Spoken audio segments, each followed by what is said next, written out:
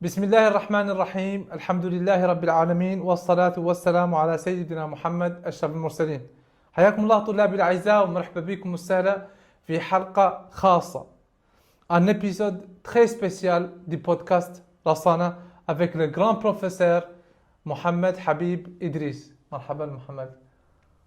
Enchanté. Bonsoir. Merci d'avoir accepté notre invitation. Merci beaucoup de m'avoir accueilli dans la cabine technique de Rasana. merci cher professeur. في حلقتنا اليوم في هذه الحلقة راح نتكلموا عن l'éducation التعليم وخاصة التعليم عن بعد. Nous allons parler d'un sujet qui nous concerne tous, l'éducation et surtout l'enseignement en ligne. Nous allons découvrir l'expérience d'un professeur passionné qui a utilisé les réseaux sociaux pour aider des millions d'élèves en mathématiques, en physique et en chimie. نشوفوا تجربة أستاذ متميز ساعد ملايين الطلاب التلاميذ في الفيزياء والرياضيات والكيمياء. Nous allons aussi avoir ensemble des conseils pratiques pour les élèves qui veulent améliorer leur niveau en maths, physique et chimie. نصائح تطبيقية تقدروا تستفادوا منها كاملين في مات وفيزيك والكيمياء. Le professeur Mohamed Habib Idriss est l'un des plus grands créateurs du contenu en Afrique francophone. واحد ما شاء الله من أكبر صناع المحتوى في دول إفريقية ناطقة باللغة الفرنسية. Il compte plus de 5 millions d'abonnés sur TikTok, أكثر من 5 ملايين مشترك متابع في التيك توك, environ 2 millions sur Facebook, حوالي مليونين متابع في الفيسبوك, et presque 1 million d'abonnés sur YouTube. ما يقارب المليون مشترك على قناته على اليوتيوب. Personnellement, je le suis et je le considère comme un modèle, surtout dans l'enseignement en ligne. أعتبره قدوة حفظه الله في مجال التعليم عن بعد. Professeur Mohamed Habib, bienvenue. Merci d'avoir accepté notre invitation. Merci, le plaisir est à moi de partager mon expérience avec vous. Enchanté. Vous êtes vraiment un modèle pour moi, cher professeur. Merci beaucoup, ça me va droit au cœur. Merci. Merci beaucoup.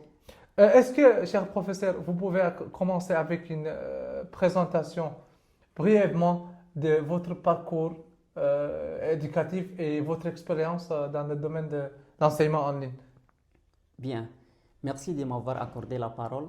Tout d'abord, je m'appelle Mohamed Al-Habib Idriss. Je suis né dans les années 91 à Antiman, dans une ville du Tchad. Je suis tchadien.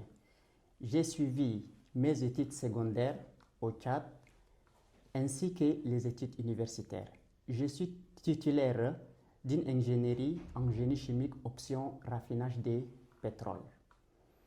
Je suis aussi titulaire d'un master en contrôle des trafics de la navigation aérienne, c'est-à-dire je suis contrôleur aérien.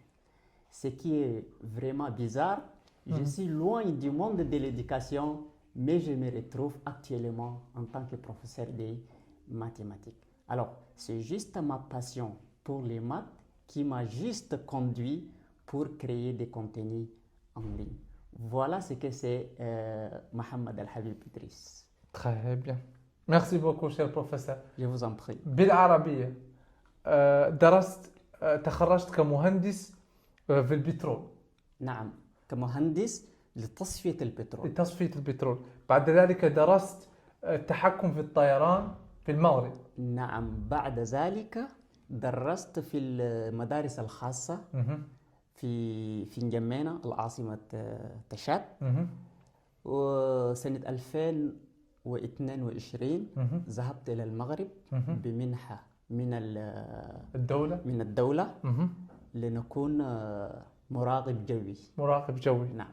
لكن رغم كل هذه التخصصات المختلفة البعيدة عن تدريس، شغفك وحبك للرياضيات، الآن أنت مدرس ولست كأي مدرس لمادة الرياضيات ومادة الفيزياء والكيمياء، ويتابعك الملايين حول العالم. الحمد لله يتابعني الملايين حول العالم، لكن ما نعرف كيف، يعني حاجات بسيطة ويتابعني الملايين بها. حاجات بسيطة c'est parce que vous êtes très modeste. أنت متواضع جدا.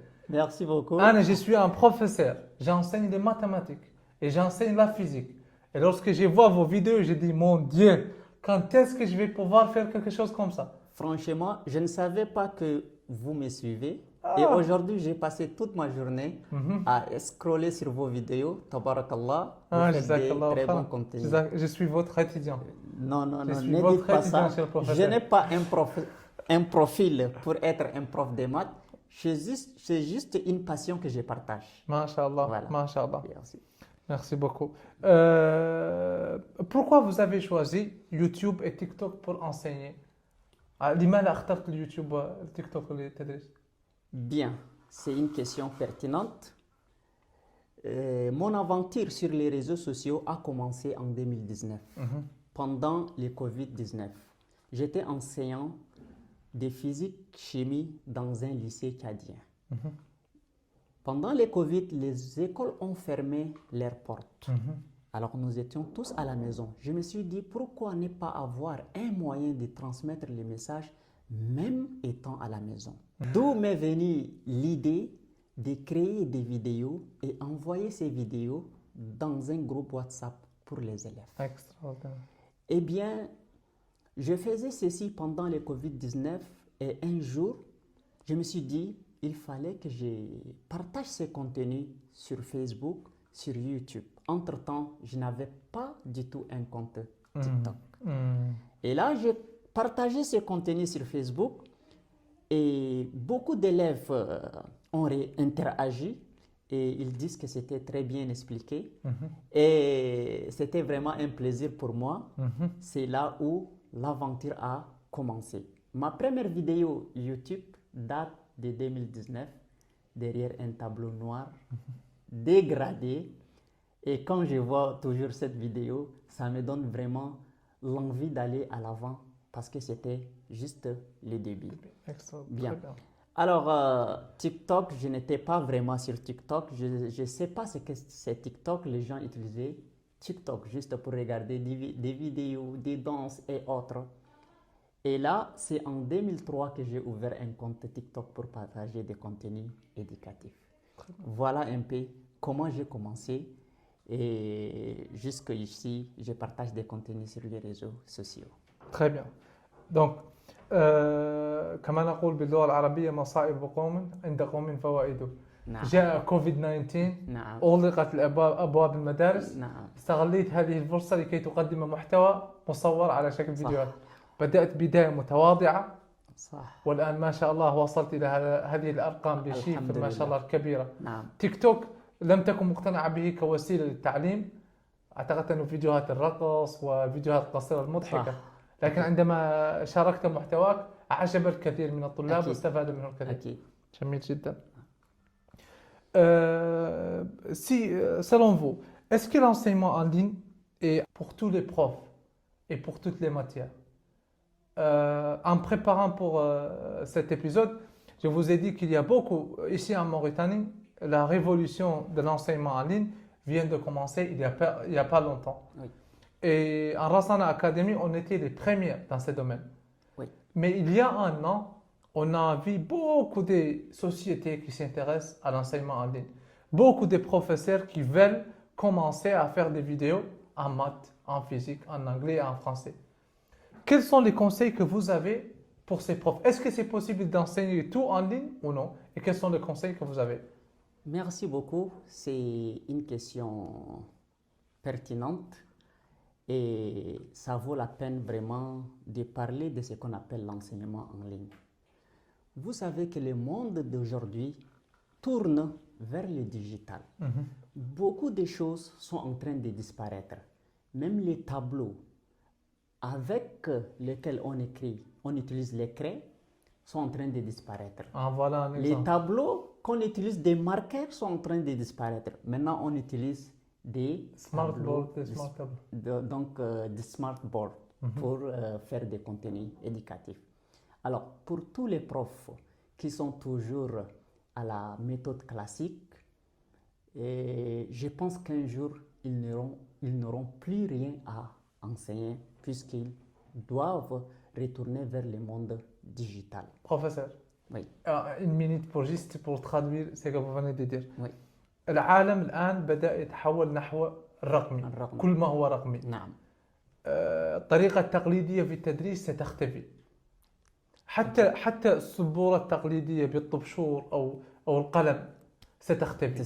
الآن صارت عندنا الألواح الإلكترونية المتطورة. نعم. والمحتوى الذي يدرسه التلميذ في القسم صار متاحا على شكل فيديوهات يمكن أن يشاهدها من المنزل.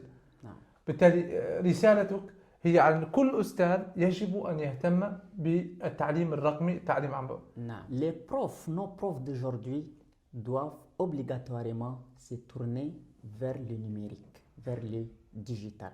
Parce que tôt ou tard, le classique va disparaître. Et ce n'est pas vraiment du tout compliqué. Il faut juste se familiariser devant la caméra. Il faut surtout être à l'aise devant la caméra. Bien que c'est difficile au début, mais à la fin, vous allez trouver que c'est naturel. Il suffit juste d'un téléphone, d'un microphone et, oui, peut-être un tableau pour commencer. Et ça va vraiment changer la manière dont on enseigne maintenant. Le digital, je vous dis que c'est l'avenir. Aujourd'hui, il y a un exemple déjà concret. Vous voyez Rasana, c'est une école numérique qui est 100% en ligne et ça marche à 100%. Pour ceux qui n'ont pas encore essayé Rasana, s'il vous plaît, venez essayer et vous allez vous rendre compte que l'enseignement en ligne a aussi des qualités. Très bien. Merci beaucoup. Merci. pour le fait de parler de Rasana comme un exemple. Je vous en prie. Donc, en conclusion, التعليم الرقمي، التعليم عن بعد ضروري، والأستاذ يحتاج فقط هاتف بكاميرا جيدة. نعم. وميكروفون وسبورة. بس. وأحسن ينبغي أن ننضم إلى القافلة من الآن قبل فوات الأوان. نعم. أنت تنصح أستاذ، كل أستاذ يدرس الرياضيات مثلا أو الفيزياء أو العلوم يجب أن تكون له مساهمة فيما هو تعليم رقمي. نعم. يكون له محتوى مو بس الرياضيات والفيزياء والكيمياء، حتى كل المواد. أستاذ، كل المواد يكون له مساهمة رقمية. حتى نعم. إذا كنت أنا أستاذ مثلا أدرس في مدرسة. نعم. أدرس نقول اللغة الإنجليزية، يكون عندي حساب على اليوتيوب وحساب على التيك توك وحساب على الفيسبوك، وشارك به بعض الدروس على شكل فيديوهات. صح. ولو إذا كنت مهتم بالتدريس المباشر يكون لي إسهام بما هو تعليم عن بعد. إذا وجدت فرصة مستقبلا أن أؤسس مشروعي الخاص أو أنضم إلى مشروع آخر يكون عندي محتوى جاهز. نعم. جميل جدا. Cher professeur, on va parler de votre expérience comme étudiant. On va revenir un peu au passé. Oui. À l'école, au collège et au lycée, est-ce que vous étiez un bon élève ou est-ce que vous avez des difficultés en matière scientifique? Eh bien, pour moi, c'est une histoire un peu triste, mais je préfère juste dire ce qui est superficiel. Alors, j'étais... Bon, on a diminué une zata. Prenez votre temps. Prenez votre temps, cher professeur. Eh bien, l'école, lorsqu'on nous a envoyés à l'école, c'est-à-dire l'école primaire, on ne savait pas vraiment l'importance de l'école. On part avec ceux qui partent à l'école et on rentre avec ceux qui rentrent. C'est en 6e que nos grands frères nous ont appris l'importance de l'école. Et surtout, on les voyait au tableau en train de faire des mathématiques. Et là, nous sommes émerveillés par la mathématique. Je peux vous dire que je suis un élève moyen. Et en classe de 6e, j'avais perdu mon père et j'avais perdu vraiment tous les soutiens qui vont avec. C'est là où j'ai vraiment rencontré des difficultés. J'ai dû abandonner l'école pour 2 ans et j'ai repris l'école. C'est-à-dire que j'ai doublé la classe des 6e. 6e, on appelle quoi? C'est la classe avant le baccalauréat? classe du Collège. collège. Ah, ici, on appelle ça premier collège. Ok.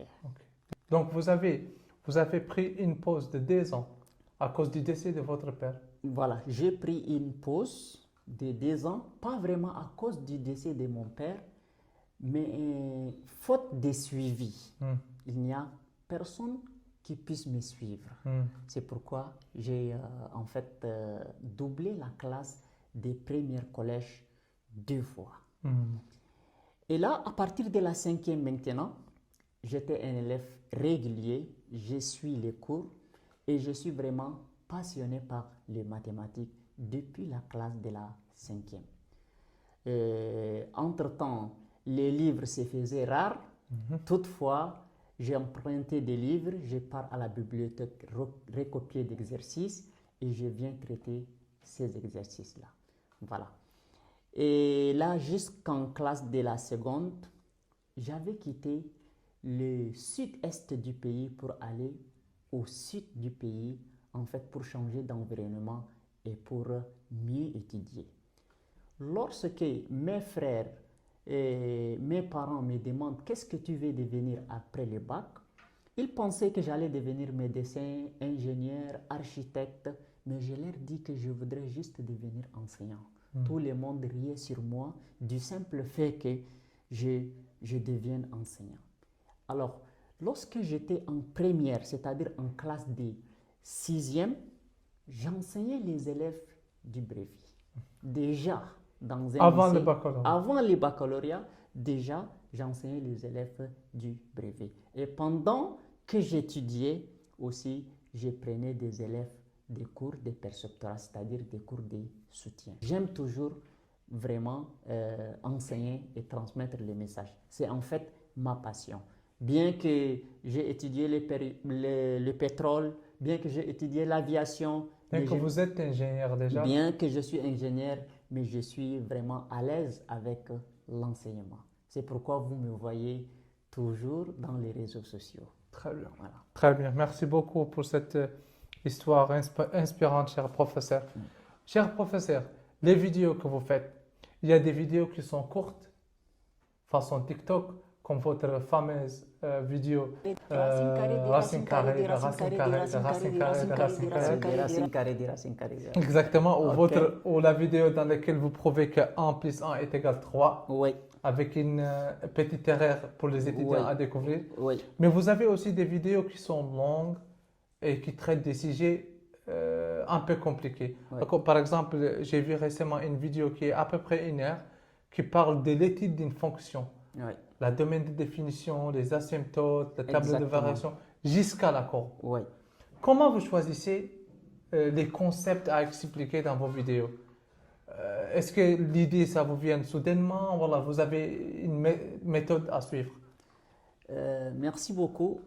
Alors, je fais des vidéos long métrage et des vidéos court métrage. Les vidéos courtes, ce sont des vidéos destinées à TikTok et parfois à Facebook. Mais les longues vidéos sont destinées pour YouTube. Maintenant, comment j'ai choisi les vidéos? C'est en fonction des élèves, c'est-à-dire en fonction des commentaires. Je prends le temps de lire les commentaires et certains d'élèves me demandent faites-nous une vidéo sur l'équation de la tangente, une vidéo sur produit scalaire, faites-nous une vidéo sur l'étude des fonctions, faites-nous une vidéo sur la trigonométrie. Et je réponds aux besoins de ceux qui me suivent. C'est pourquoi des fois, vous voyez des longues vidéos qui traitent des sujets spécifiques. Mais quelquefois, je m'inspire également des autres profs qui se trouvent déjà sur Facebook et Exactement de leurs comme idées. moi, je m'inspire de vous. Non, ne dites Ah pas oui, ça. oui, oui, oui. Voilà. Mhm. Et je vois ce qu'ils font et je prends une vidéo soit similaire ou bien exactement la même vidéo et de l'expliquer D'une façon différente. façon différente. Très bien. Je ne copie pas directement la vidéo et je colle. J'ai essayé le même concept avec l'une de vos vidéos qui Oui. parle de comment résoudre une équation avec la valeur absolue. Mhm. J'ai apprécié votre méthode. J'ai Merci. fait quelques changements et j'ai expliqué en arabe et en hassaniyé. Et la Merci. vidéo a cartonné, Waouh, complètement waouh. cartonné. Félicitations, félicitations. Une question juste concernant votre contenu. Mhm. Je pense qu'on va continuer avec le français, on va utiliser les sous-titres. D'accord. Euh, un conseil que vous donnez aux professeurs, par exemple, comment simplifier les concepts mathématiques, physiques, chimiques, vulgariser, sans perdre la rigueur scientifique? Bien. Merci beaucoup. Vous voyez que c'est l'objectif principal de ma présence sur les réseaux sociaux, la vulgarisation des sciences, c'est-à-dire rendre facile la science à tous. Puisque lorsqu'on était petit, les gens nous mettaient les mathématiques au ciel pour nous dire que c'est des magies noires, c'est des choses qui ne se comprennent pas vraiment. Alors, arrivé à un moment, je me suis dit pourquoi ne pas vraiment simplifier les choses et faire les choses de la manière la plus simple. Je dis à ces profs de maths qui nous compliquent vraiment les choses, je leur dis prenez votre temps, expliquez de votre manière, expliquez aussi en langue maternelle s'il faut pour faire passer le message. Nous ne sommes pas obligés d'enseigner en français, ni en anglais, ni en arabe littéraire. Utilisez tous les moyens pour vulgariser la science afin que tout le monde puisse comprendre les concepts scientifiques. Très bien. On va passer maintenant aux élèves. Euh, Quels sont les conseils que vous donnez aux élèves qui ont des lacunes dans la base lorsqu'on parle par exemple des mathématiques? Si j'ai un élève qui fait maintenant le 6e C, pour nous le 6e C c'est l'année avant le baccalauréat, Oui. et cet élève a des lacunes dans les bases de calcul des bases, on va dire par exemple, quels sont les conseils que vous donnez? Il ne peut pas attaquer le programme de 6e C directement. Qu'est-ce qu'il doit faire? Bien. Pour les élèves qui ont des lacunes en mathématiques, d'abord, un élève conscient, c'est un élève qui connaît déjà ce qu'il cherche, qui sait déjà ce qu'il cherche. Alors, il faut d'abord chercher à localiser les problèmes. Si vous avez vraiment un problème sur les calculs des vecteurs, si vous avez un problème sur la résolution des équations, ou bien si vous avez un problème en trigonométrie, là, vous êtes déjà conscient et vous connaissez exactement où se trouve le problème. Là, on peut y remédier. Mais si seulement vous nous dites qu'il y a un problème et vous ne savez pas là où se trouve exactement le problème, c'est ça même qui constitue le grand problème. Alors, pour ces élèves-là, je leur dis, vous êtes déjà un élève, vous êtes engagé de faire une série scientifique, là vous avez pris une grande responsabilité et vous devrez être à la hauteur de la décision que vous avez prise. Bien, donc un bon élève doit d'abord faire une liste des choses qu'il doit faire dans la journée. Alors, si l'élève se sent qu'il n'est pas vraiment bon, par exemple, sur la symétrie, sur le chapitre de symétrie, alors il doit noter, aujourd'hui, je vais comprendre le concept de la symétrie centrale ou bien le concept de la symétrie orthogonale. Eh bien, je disais que l'élève doit localiser là où se trouve vraiment son problème. Alors, peut-être qu'il est élève, il ne sait pas vraiment où se trouve le problème et il se dit que je comprends certains concepts. Mais quand on donne un contrôle en classe, c'est là où l'élève doit prendre sa copie et voir l'observation du professeur. Quand un enseignant corrige une copie, il y a toujours d'observation. Et il y a toujours des choses que le prof souligne. Il doit voir là où il a des problèmes. Il peut aussi s'approcher de son professeur. Monsieur le professeur, quel est exactement mon problème? Et le professeur répertorie tous les problèmes que l'élève a. Donc, c'est-à-dire, nous avons, en bref, besoin de notre enseignant pour connaître où se trouve notre lacune. Un bon élève doit d'abord se réveiller tôt. Un bon élève doit se faire un emploi du temps De 7h jusqu'à 13h, je suis à l'école. De 13h jusqu'à 14h, je rentre, j'ai l'école coranique.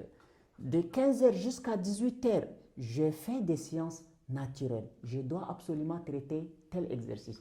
Donc, il faut avoir un emploi du temps personnel. Les petits efforts que vous faites tous les jours, c'est ça qui donne un résultat. Mais si seulement, quand vous êtes motivé, la courbe de motivation croît, après, ça décroît, c'est-à-dire que vous ne faites pas vraiment ce qu'il faut faire. Il faut la discipline. La discipline, c'est faire tout ce que vous devrez faire tous les jours pour atteindre votre objectif. Et il ne faut jamais procrastiner. La procrastination, c'est quoi? C'est le fait de reporter ce que vous devrez faire aujourd'hui à demain. La tu'ajjil amal al-yawm ila al-ghad. Ça casse vraiment les rythmes. Voilà. Très bien. Donc, أولا نقوم بفحص المشكلة من أين تأتي المشكلة ونستعين بالأستاذ لتحديد المشكلة. نعم. إذا كانت مثلا في جيومتري ولا تريغونومتري ولا كالكول ليترال نعم. مثلا. نعم. بعد فحص المشكلة يعمل التلميذ على حل هذه المشكلة بالاستعانة بأستاذه. نعم. ثانيا أهمية الجدول. التلميذ لابد له أن يكون عنده جدول لابد. واضح. لابد. ثالثا الانضباط والاستيقاظ مبكرا وعدم التسويف. نعم. Pas de procrastination. نعم. Exactement. On va conclure notre épisode. J'aimerais savoir je vous ai déjà montré les cartes de l'asana. Oui. Et j'aimerais que vous me dites qu'est-ce que vous pensez de cette idée. L'idée d'avoir des exercices bien choisis qui traitent les sujets des brevets de l'année passée ou les sujets de baccalauréat de l'année passée avec les corriger sous forme de vidéos. Eh bien, j'ai déjà essayé ça hier avec vous. Oui. Et ça marchait très bien.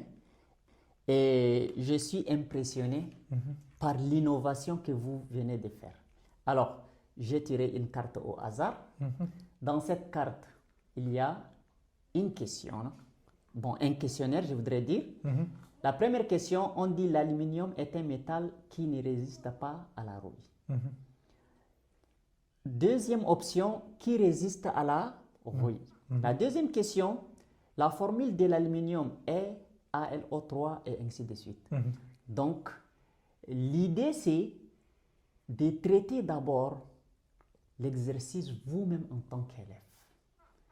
Et après avoir traité l'exercice, maintenant, vous allez scanner le code QR pour avoir accès à une vidéo qui détaille la réponse sur vraiment la carte. Et je ne sais pas, ça contient combien de cartes? 30 cartes. Ça, c'est la physique, c'est 30 cartes. Maths, c'est la même chose. Sciences, c'est la même chose. Alors, ça vaut le coup vraiment d'essayer.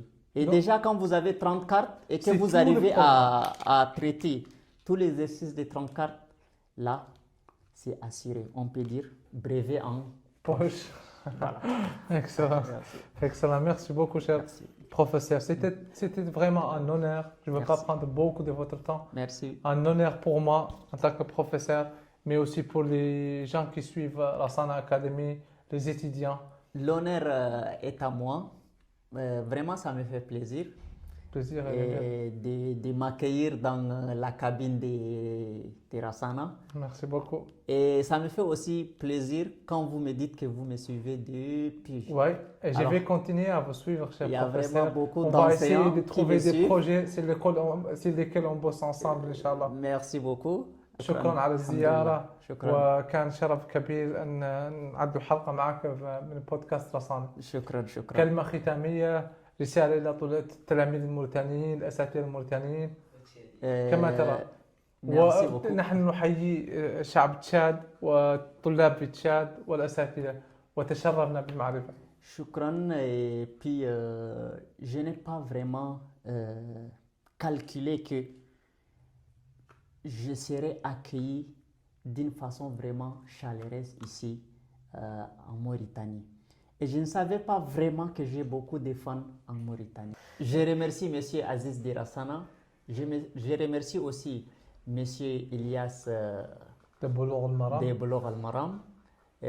C'était des personnes vraiment gentilles Merci. Et ça me va droit au cœur. Ce que vous venez de me faire, je ne l'oublie jamais. Ça reste gravé dans ma mémoire.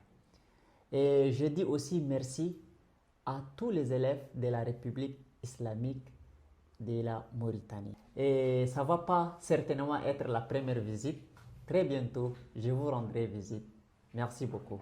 ميرسي شيخ بروفيسور، ميرسي بوكو. Merci شكرا جزيلا طلابي الاعزاء متابعين اكاديميه رصانه على مشاهده هذه الحلقه، ونلقاكم باذن الله في حلقه اخرى. سبحانك اللهم وبحمدك، نشهد ان لا اله الا انت، نستغفرك ونتوب اليك، والحمد لله رب العالمين.